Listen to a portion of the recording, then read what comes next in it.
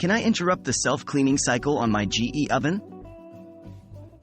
Many people wonder if they can interrupt the self-cleaning cycle on their GE oven. In this video, we will address this question and discuss the possible consequences of doing so.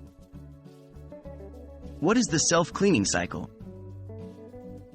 The self-cleaning cycle on your GE oven is a built-in feature that uses high temperatures to burn off leftover grease and food particles. This process turns these residues into ash, which can then be easily wiped away once the oven has cooled down.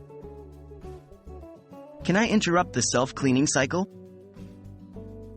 In short, yes, you can interrupt the self-cleaning cycle on your GE oven.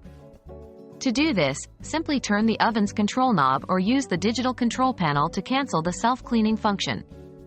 However, there are some important factors to consider before you interrupt the cycle. What happens if I interrupt the self-cleaning cycle? If you interrupt the self-cleaning cycle, the oven will begin to cool down immediately. However, it is important to note that the oven will still be very hot, and you should avoid touching any internal components or attempting to open the oven door until it has cooled down completely. Additionally, interrupting the cycle may cause some residue to remain in the oven, which could require a second self-cleaning cycle or manual cleaning to remove. Are there any risks to interrupting the self-cleaning cycle?